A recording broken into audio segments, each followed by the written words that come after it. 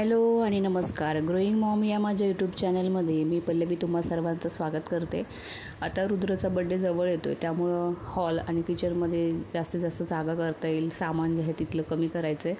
म्हणून म्हटलं की ह्या ड्रममध्ये काय करते की जे किचनमधले जे अनावश्यक भांडी आहेत, जे मोठे पातेलं आहेत, मोठा एक कुकर आहे 5 लिटरचा, त्याच्यामुळे काय झालं की किचनच्या काउंटर टॉपच्या खालचं जे कबड आहे त्याच्यामध्ये डबे बसत नाहीत आणि त्यामुळं मग बाहेर पण खूप सामान राहतं.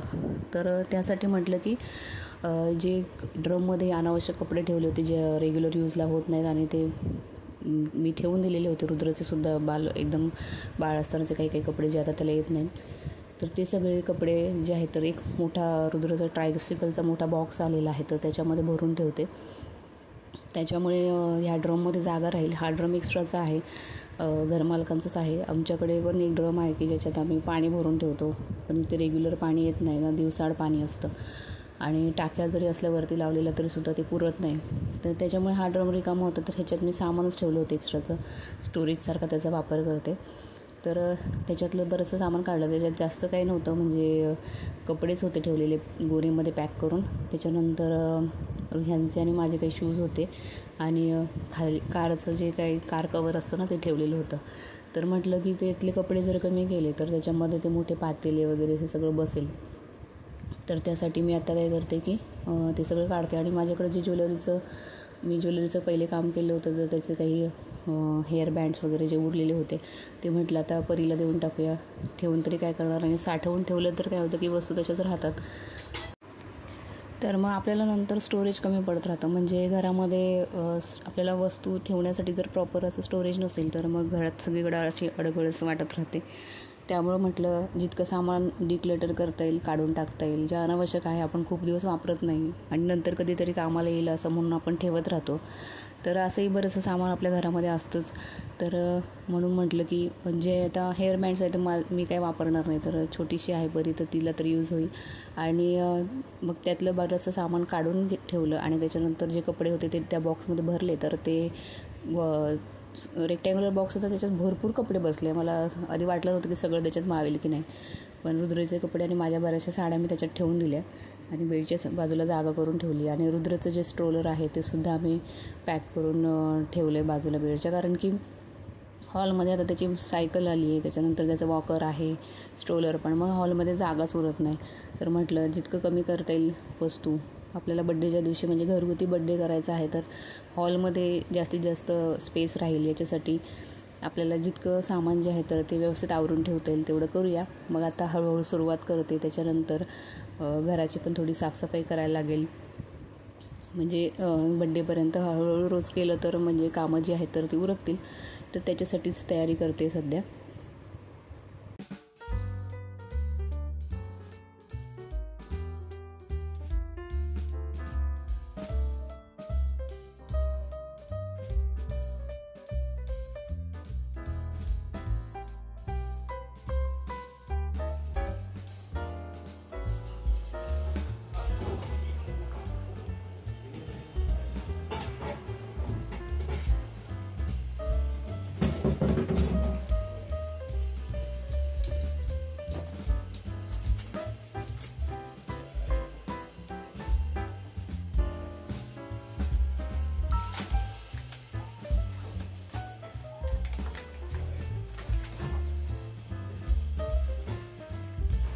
बरंचसं सामान ड्रममध्ये बसलं आहे ना, तर त्यामुळे इथे खालचे जे कबडच्या इथले कपडे जे होते ते रिकामे झालेत. म्हणजे मोठे मोठे ॲल्युमिनियमचे डबे किंवा जे एक्स्ट्राचे जे काही सामान आहे तर ते इथे जाईल. कारण मी काय केलेलं होतं की किचनमध्ये आता एकच मांडणी ठेवली आहे, दुसरी मांडणी काढून टाकली, कारण की रुद्र त्याला पकडतो आणि त्याला लागण्याची जागा होते म्हणून ती काढून टाकलेली. तर ह्या कपाटमध्ये बरेच डबे जे आहेत तर ते बसवता येतील, म्हणून आधी तिथं क्लीन करून घेते, पुसून घेते आणि त्याच्यानंतर डबे त्याच्यामध्ये ठेवते एक एक करून.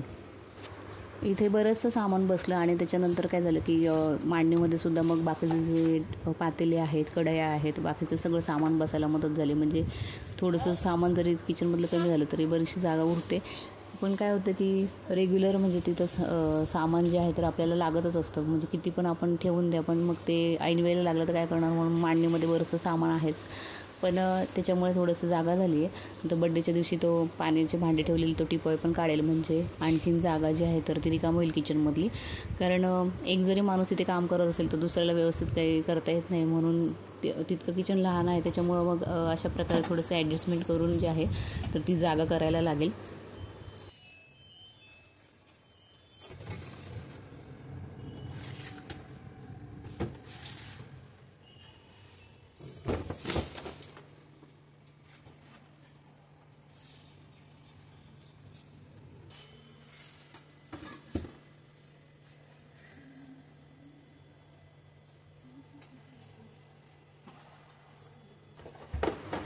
खालच्या कंपार्टमेंटमध्ये मोठे जे ॲल्युमिनियमचे डबे आहेत तर ते सगळे बसलेत, आणि वरती जे आहेत तर छोट्या साईजचे डबे बसले. मिक्सर आधी मी इथे ठेवला होता, पण नंतर मग मांडणीमध्ये जागा होते मग तिकडे ठेवला. तर हे इथे जागा भरपूर म्हणजे तयार झाली, ते फक्त काही भांडी काढल्यामुळं. तर मग मला आता जी मोठी रॅक आहे स्टीलची तर त्याच्यामध्ये सुद्धा इतर भांडी ठेवायला जागा मिळाली. म्हणजे पहिले ती एकात एक बरीच घालून ठेवायला लागायची. आता ते हे करू तेव्हा एक बाटलीसुद्धा सापडली खाली पाठीमागे पडलेली, कारण रुद्र कुठल्याही वस्तू आता कुठे त्याच्यामुळं थोडंसं सावधान राहायला लागतं. त्यामुळं जितकं जे काही सामान आहे कमीत कमी ठेवता येईल, म्हणजे एकात एक घातून ठेवलं तर पाडण्याची भीती वाटते, म्हणून ते व्यवस्थित ठेवते. आणि हे सगळं करून झाल्यानंतर म्हटलं स्वयंपाकाचं आईंनी चपात्या केल्या, तर त्याच्यामुळं मग मी जे आहे तर म्हटलं तर दळण करून घेते. दोन्ही पिठं संपली होती. तरी खालच्या कंपार्टमेंटमध्ये कप्प्यामध्ये मी दोन्ही जे आपले ॲल्युमिनियमचं आणि स्टीलचे कुकर, मोठं पातेलं, मिक्सर आणि जी केटल आहे तर ती ठेवली. तर डीमार्टमधून गहू आणले होते तर ते साफ करायची काही गरज नाही. बाजरी थोडीशी क्लीन केली आणि दळणं करून ठेवली. शुक्रवार होता तर दळण काही देता येणार नाही, मग सॅटर्डेलाच देता येईल. तर मग त्याच्यानंतर रुद्रासाठी मी याच्यातून डीमार्टमधून सालवाली जी डाळ असते तर ती आणली होती. त्याच्यात थोडेसे तांदूळ पण मिक्स आहेत, तर ती रुद्रासाठी मी लावणार आहे. बाकीचं जेवण जे भात चपात्या वगैरे झालेल्या होत्या, यांना नॉनव्हेजची भाजी होती, मग आम्ही दहीसोबत खातो आहे चपात्या. तर म्हटलं मग रुद्राचंच जे काय आहे ते भात लावून घेऊया. तर हे खूप टेस्टी झालेला तो भात. डाळ जी आहे तर ती चांगली लागते अशा प्रकारची. म्हटलं रुद्रासाठी थोडंसं मधून बदल करून काही जे घालता येईल तर त्याच्यासाठी हे जे आहे ते कुकरला लावते. याच्यामध्ये आधी तांदूळ वगैरे सगळं धुवून घेते.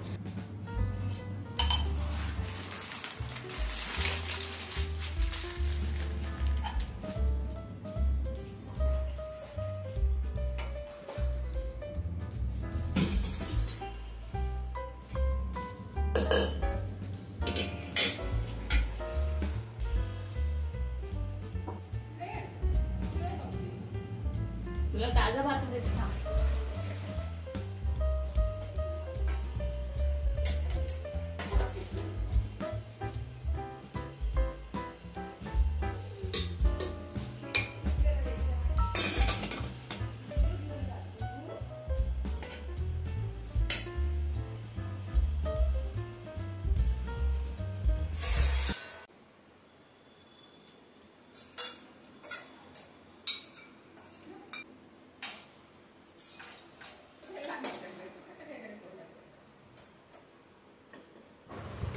रुद्रने सुद्धा आमच्यासोबत जेवण केलं, आणि आजच्या क्लिनिंग थोडीफार झालेली आहे करून. उद्या किंवा परवा जे काही थोडं एक पार्ट करून घ्यायला लागेल क्लीन. तर आजच्या ब्लॉगमध्ये इतकंच. भेटूया नवीन ब्लॉगमध्ये. Bye bye.